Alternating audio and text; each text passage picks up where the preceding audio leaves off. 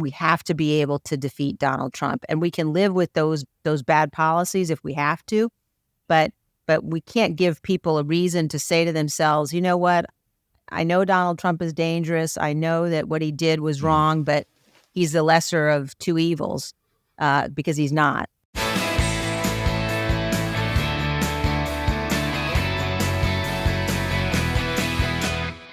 Welcome to the Bulwark Podcast. I'm Charlie Sykes. It is December 6, 2023. And I don't need to tell you that Liz Cheney is one of the most remarkable figures in American politics. I described her the other day as Republican royalty, or perhaps part of the nobility of the Republican Party, in the sense that she grew up in and around Republican politics. She is a deeply conservative Republican who, as a child, hung out with presidents of the United States, Gerald Ford, Ronald Reagan, the Bushes, and of course her own father, who was two-term vice president of the United States. But the reason why the spotlight is on Liz Cheney is that she has become probably the nation's most powerful and eloquent prosecutor of the case that Donald Trump should never be allowed back in the Oval Office. As you know, she was number 3 in the Republican hierarchy in the House of Representatives, but she committed the cardinal sin of pointing out that the big lie was a lie and saying that the duty of her colleagues was to uphold the Constitution, not to serve the political interests of Donald Trump. And for that, she was stripped of her position, is the number 3 leader of the House of Representatives, and then, of course, was defeated for re-election. She is out now with a new book, a best-selling book. She is making the rounds of television, garnering massive ratings. Her book is at the top of the Amazon bestsellers list. And I have to tell you, this book, the Liz Cheney Oath and Honor, a memoir and a warning. The warning is the memoir, the story of what happened on January 6th, which she tells in graphic detail. When I picked this book up, I assumed that I wouldn't learn anything because, like most of you, we lived through this. We watched the hearings, those remarkable hearings. We have watched the trials as they have unfolded. But in pretty direct prose, she tells the story, she names the names of what happened, reconstructing how close this country came to losing its democracy. And that's not hyperbole as you read her book. Let me just read you from the prologue of this book, because every word feels like a hammer blow. This is from the prologue. This is the story of the moment, she writes, when American democracy began to unravel. It is the story of the men and women who fought to save it, and of the enablers and collaborators whose actions ensured that the threat would grow and metastasize. It is the story of the most dangerous man ever to inhabit the Oval Office and of the many steps he took to subvert our Constitution. A bit later, the end of this story has not yet been written. The threat continues. The outcome now is in the hands of the American people and our system of justice. The methods Donald Trump is using to undermine our democracy are not unique to him. I saw authoritarian leaders use many of these same tactics in Eastern Europe, Russia, Ukraine, and across the Middle East when I was working for the U.S. State Department. History is full of similar examples in countries around the world, but never in the United States until now. Like other aspiring autocrats, Donald Trump cannot succeed alone. He depends upon enablers and collaborators. And every American should understand what his enablers in Congress and in the leadership of the Republican Party were willing to do to help Donald Trump seize power in the months after he lost the 2020 presidential election, and what they continue to do to this day. And she concludes, the threat we face today is different, but no less perilous. Our duty remains the same. It is up to each of us to take seriously our obligation to safeguard the miracle of American freedom. We must abide by our duty to the Constitution and demand that our political leaders do the same. Politicians who minimize the threat, repeat the lies, or enable the liar are not fit for office.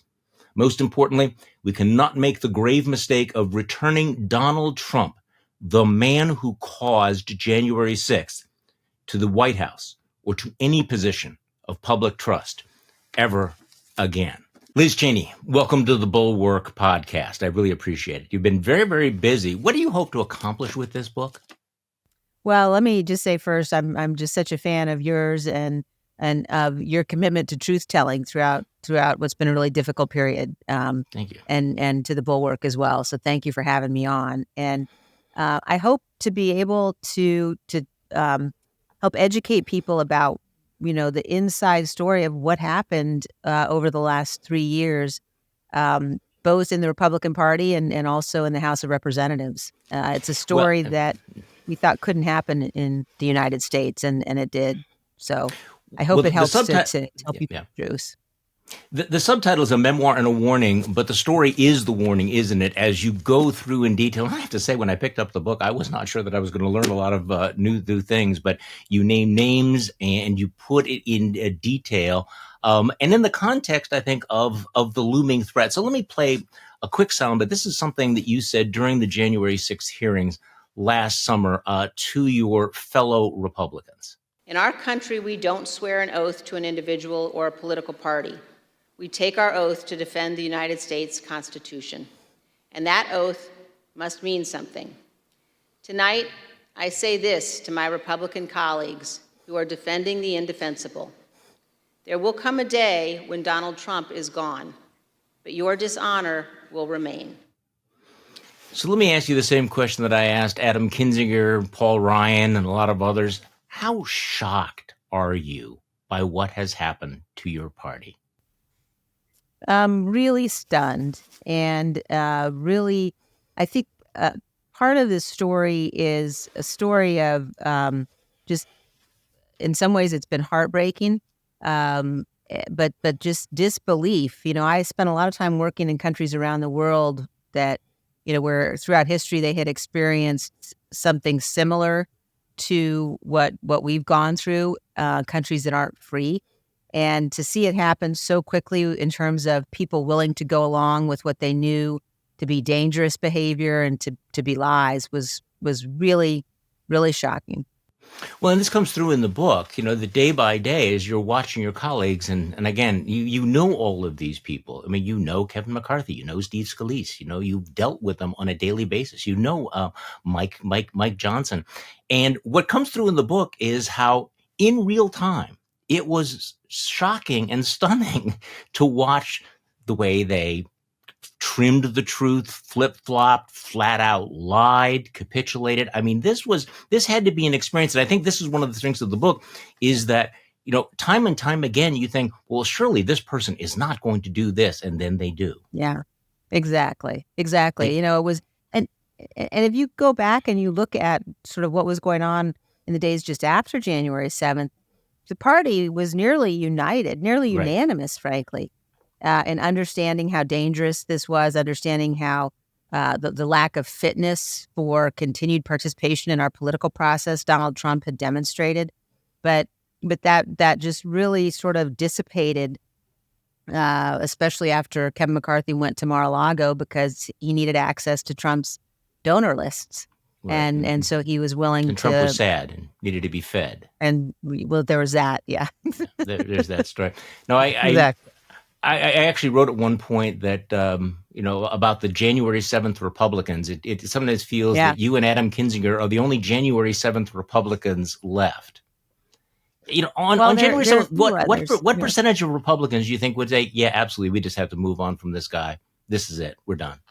On that day. I mean, even Steve Scalise, Kevin McCarthy, everybody was saying it basically.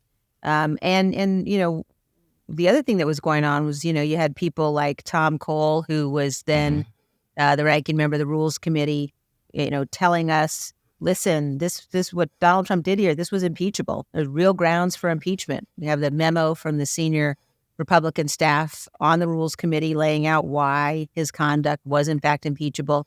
So everybody understood. There was a moment of real clarity. And the stunning thing was how quickly that changed. So before we get into all of this, and I want to focus on the warning, your description of what happened, how close we came, and what it might mean for next year. But let's just deal with the news cycle for a second, because I'm sure everybody else is asking you this. I know that you are committed to doing everything absolutely possible to prevent Donald Trump's reelection. That is the worst case scenario.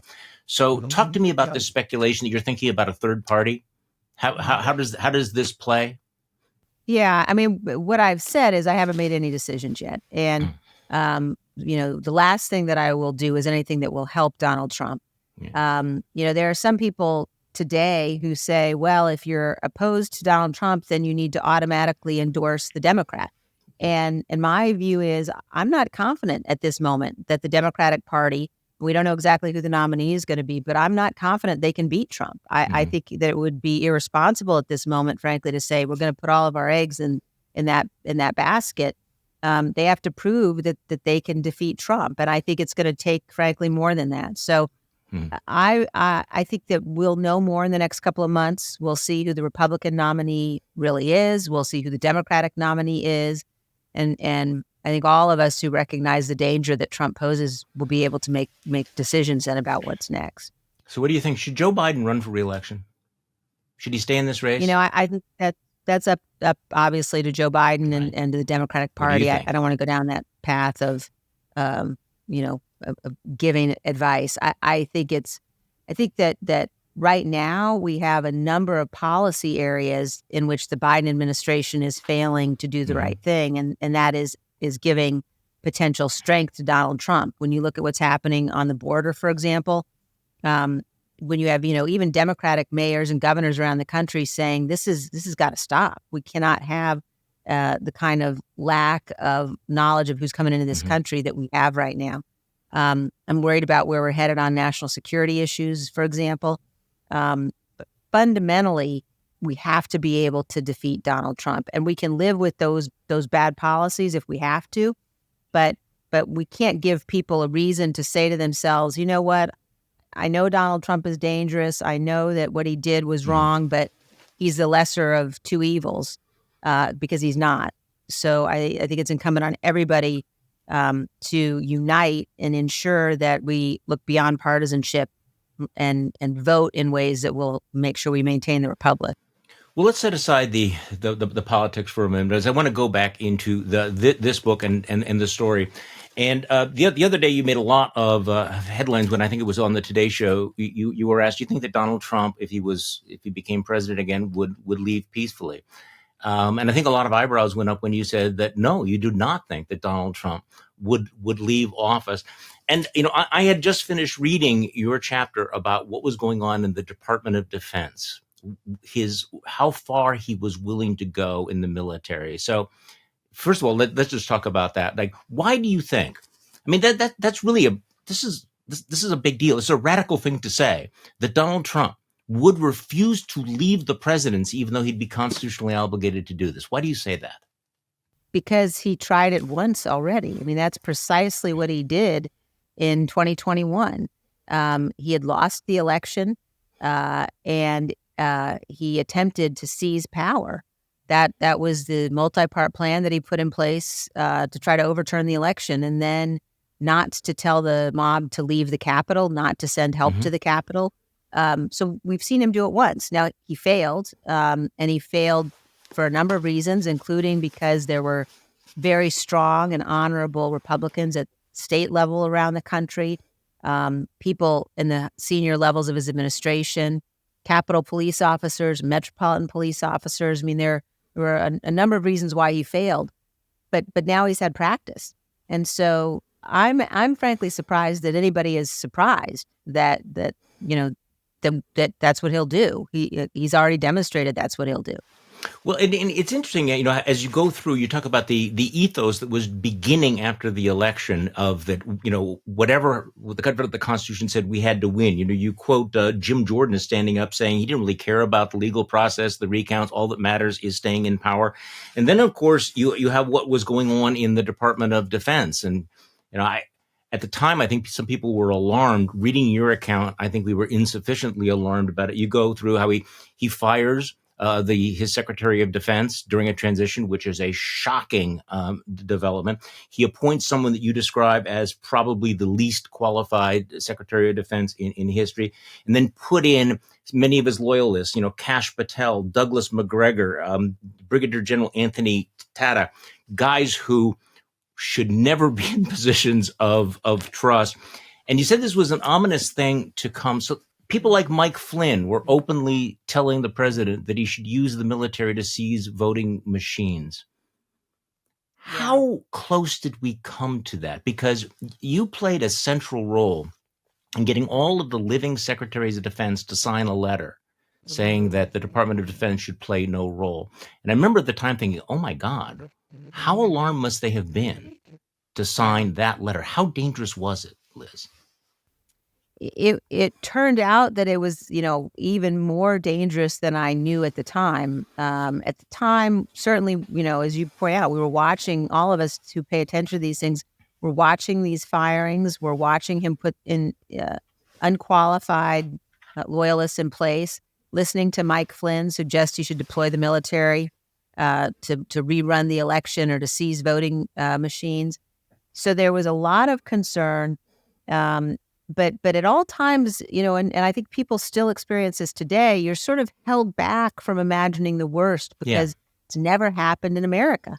And so, as we watched this unfold, and then there was a piece by David Ignatius in the Post talking about these concerns. And Ignatius suggested that what should happen is a delegation of senior Republicans should go privately to Trump and tell him to concede. We all knew that was not ever going to work, that there had to be a public warning. And it was a very chilling public warning, but it was intentionally very direct and named the acting Secretary of Defense specifically by name, made clear that there'd be personal criminal liability for people who attempted to carry out illegal orders or attempted to use the military to involve them in our election process. It was very concerning at the time. Then when we were working on the Select Committee investigation, and it became clear that Donald Trump had in fact, threatened to fire the Secretary of the Army, the Chief of Staff of the Army, simply for the act of issuing a statement saying the military has no role in our election He was process. Enraged by that. You write that he was enraged when leaders of the military said the military is not going to have any role in this election. I mean, so clearly this was something that mattered a great deal to him at that time. Yeah, and we also learned through the investigation more about what happened in the meeting on December 18th in the White House when Mike Flynn was proposing the very things that he'd been talking about in some of his public interviews. And, he still talks about those things today. And Donald Trump has said that he will be one of the senior people in his administration. So it's a very, very real threat. So let's go back to some of the people that you had worked side by side with. And just a reminder that you were number 3 in the House Republican leadership. You were in the room when when many of these discussions were made. Your portrayal of Kevin McCarthy, I found fascinating. It's kind of a character study as you watch. And again, I think some of us know, Kevin McCarthy, waffled and weaseled and, said one thing in public and then did something else. I mean, that pattern has been there. But so give me what do you think about Kevin McCarthy today, particularly the trajectory of his career? The guy who knew that Trump lost the election, knew that Trump's legal arguments were bullshit, knew that in fact, he had played a negative role that he had incited the riots on January 6th, goes down to Mar-a-Lago, feeds him, nurses him back to health, becomes the speaker, and is ousted in this humiliating fashion. What do you think about Kevin? Just give me your Kevin McCarthy take. Well, I think that he's a pathetic figure in many ways in our history.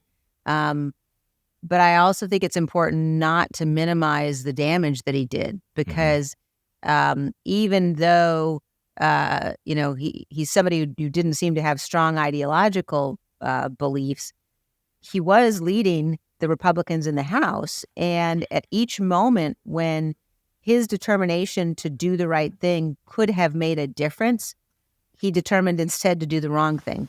And so I talk in the book, for example, about the whole process of objecting to electoral votes. And we'd obviously gone through a huge debate internally about it. But once the violence happened, I obviously made clear that I believed it was unconstitutional to object. And I certainly assumed that in the hours after the attack on the Capitol, there would not be a continuation of the objections. And in fact, that's what Kevin told me. He was not going to continue the objections, but then he did. And it's just an example where there are these moments where, because he was the leader, had he done the right thing, he could have taken a lot of people with him. And Right. instead, he sort of led the conference again and again and again down this path where, it ended up with Donald Trump maintaining a real grip on a conference that was dependent on him, particularly for campaign money. One of the more vivid stories you tell is exactly this moment after the attack on the Capitol and the question, would they go ahead with the objections? And you were talking with the legal counsel, Kevin McCarthy's own legal counsel, who looked at you and said, Jim Jordan just told me that he just got off the phone with Kevin, and Kevin told him the opposite, that Kevin, in fact, was going to go ahead with the objections. Jordan said that Kevin is going to carry on with the objections. And you write, this can't be right, I thought. There's no way that any leader would let those objections go on in the wake of the violent assault on the Capitol. The idea was so unimaginable that I assumed that Jordan was lying. I was wrong. It turned out that Kevin was lying. So again, this is one of the things that I found so powerful about your book is the real time kind of heartbreak and soul crushing of watching this happen. And there are so many people there. I mean, we could just sort of run down. I'll give you like a little rapid fire. People who play a major role in this. Elise Stefanik. What happened to Elise Stefanik? Well, I mean, everybody who knew Elise, when she seemed to be guided by some level of principle back in the Bush administration, asks themselves that question. What really surprised me was the fact that on the call on January 4th that I was listening in on, I'd been invited to this call. I'm not sure that the Trump folks remembered that I was on their distribution list.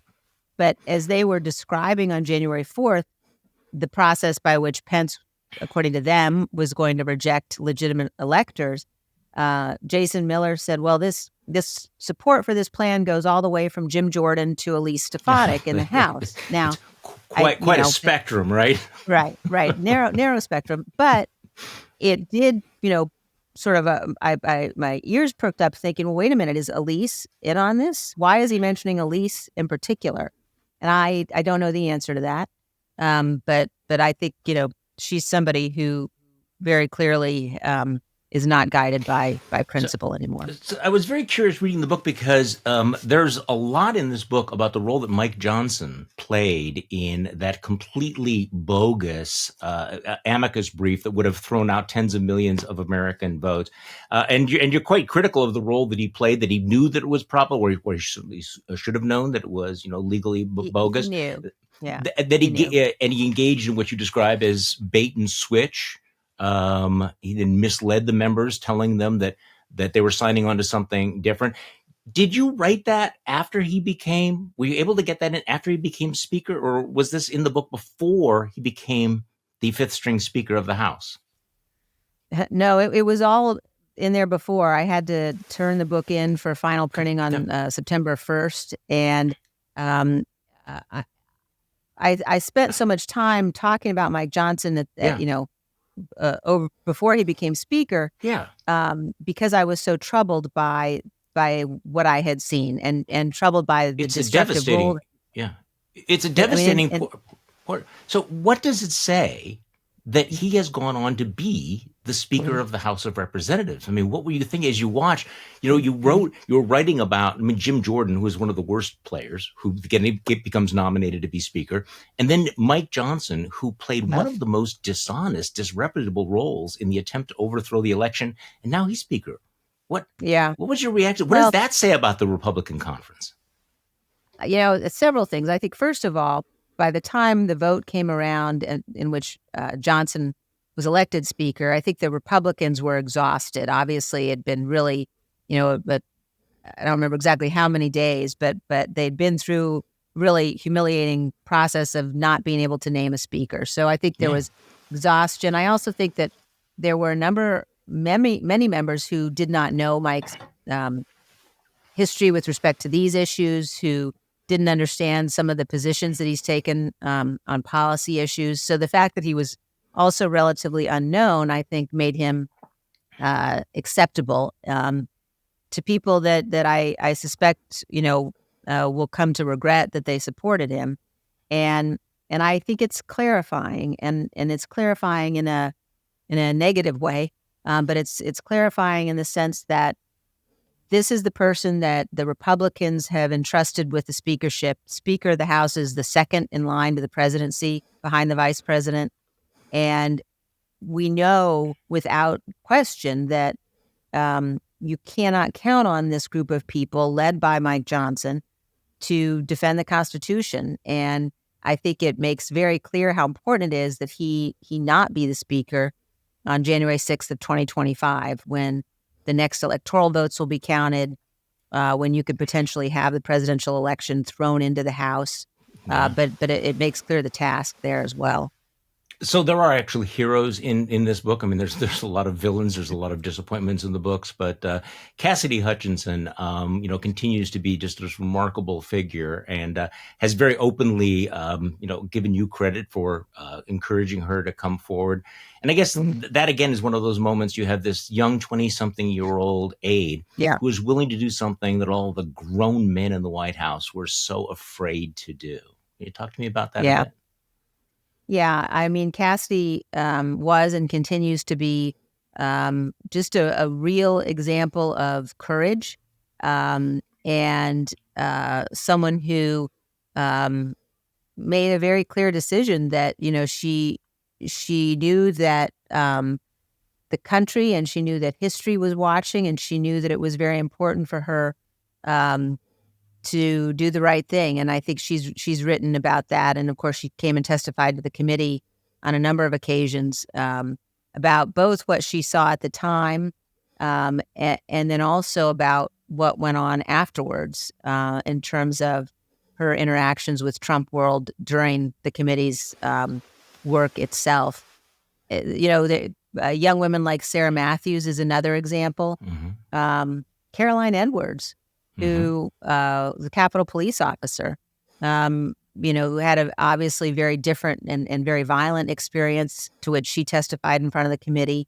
But the role of women, Shaye Moss and Ruby Freeman, women who in different ways faced really difficult and important decisions and faced threats, and who stood up to those at the time and when they were called to testify in front of the committee. It's a story that gives me hope, and I has certainly inspired me, and I hope will inspire others. There's so many things I want to ask you, but I guess all of us who have been through this particular process of the disillusionment and the excommunication, what do you most regret as you look back on this? Is there something that you look and say, I'm sorry I did that, or I wish I would have done something different? What regrets? You have a few, Liz Cheney? My regret is that I ever supported Donald Trump. I certainly wish I had not done that.